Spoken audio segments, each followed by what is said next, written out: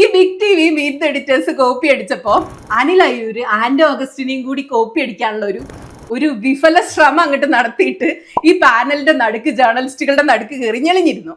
അപ്പോ സുജയ പൊങ്കാലിടുമ്പോ അനിൽ അയ്യൂര് തിക്കി തിരക്കി അരി വാരിയിടുന്ന പോലെ ജേർണലിസ്റ്റുകളുടെ ഇടയ്ക്ക് ഇരിക്കുക. ശരിക്കും അനിൽ അയ്യൂര് ജേർണലിസ്റ്റ് അല്ല, ബിഹൈൻഡ് ദ സ്ക്രീനിലൊക്കെ പണിയെടുക്കുന്ന ഒരു ടെക്നീഷ്യനും അത്യാവശ്യം ബിസിനസ് അറിയാവുന്ന, പരസ്യം പിടിക്കാവുന്ന, പണം ഉണ്ടാക്കാൻ അറിയാവുന്ന ഒരാളാണ്.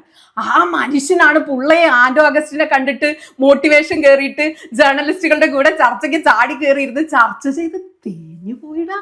സുജയ്ക്ക് അരുണിനോടും ആന്റോ അഗസ്റ്റിനോടും നികേഷിനോടും ഒക്കെ അവരുടെ തല കടിച്ചു പറിച്ച് അപമാനിച്ച് അലമ്പുണ്ടാക്കി ചർച്ച അലമ്പാക്കുന്നതോ വിജയിപ്പിക്കുന്നതാണ് അറിയാവുന്ന ഏക പണി. അതുകൊണ്ട് ആദ്യ ദിവസം തന്നെ ബിഗ് ടി വിയിൽ വേണുവിനെ അനാവശ്യമായിട്ട് ഇൻസൾട്ട് ചെയ്യാനും പ്രകോപിപ്പിക്കാനും അടിയുണ്ടാക്കാനും ഒക്കെയാണ് സുജയുടെ ശ്രമം. എന്നാലല്ലേ ഇത് ആളുകൾ അറിയുള്ളൂ. ഒരു ഇര വേണം.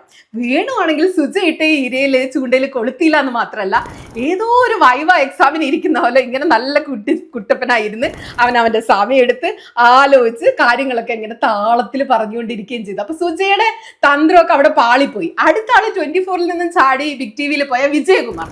24-ൽ രാജാവിനെ പോലെ ഇരുന്ന ആളാണ് വിജയകുമാർ. നല്ല കറ കളഞ്ഞ സംഖ്യയാണ്.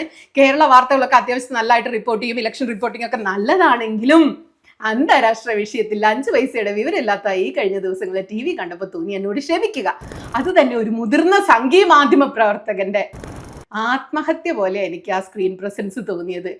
അടുത്തയാള് ഏഷ്യാനെറ്റിൽ നിന്ന് ചാടി ബിഗ് ടി വിയിൽ പോയ ജോഷി കുര്യൻ. ജോഷി കേരളത്തിലെ മികച്ച റിപ്പോർട്ടർമാരിൽ ഒരാളാണ്, ഒരു സംശയവും. എന്നാൽ ജോഷിക്ക് ഈ ഡെസ്കിൽ പെർഫോം ചെയ്യാൻ പറ്റുന്നില്ല എന്നതാണ് സത്യം. പാനലിൽ അടുത്ത 2 പേര് ലക്ഷ്മി പത്നിയും അപർണ കുറുപ്പുമാണ്. ചാനൽ ലോഞ്ചിന് നല്ല ഉടുപ്പ് മേക്കപ്പ് ഇട്ട് നല്ല രസമായിട്ട് അനിൽ അയ്യൂര് ഇവർ ഇറക്കിയപ്പോൾ ഞാൻ സത്യത്തിൽ ഇവരെന്തെങ്കിലുമൊക്കെ ചെയ്യും എനിക്ക് പ്രതീക്ഷ ഉണ്ടായിരുന്നേ. എന്നാൽ അവരെ കുറിച്ചൊന്നും ഒരു കുറ്റം പോലും പറയാനില്ലാത്ത പോലെ ചീഞ്ഞളിഞ്ഞു പോയിട്ടുണ്ട് രണ്ടും. ഒരു സ്ക്രീൻ പ്രസൻസും ഇല്ല, ഒന്നുമില്ല. അവർക്കാർക്കും ഒന്നും പറയാനുമില്ല. ഇറാനെ കുറിച്ചൊന്നും ഒന്നും അറിയില്ല. കൂടുതൽ പറഞ്ഞാൽ സ്ത്രീ വിരുദ്ധതായി പോയാലോ എന്ന് കരുതി ഇവരെ കുറിച്ചുള്ള അഭിപ്രായം ഞാൻ ഈ 2 വരിയിൽ അങ്ങോട്ട് നിർത്തുകയാണ്.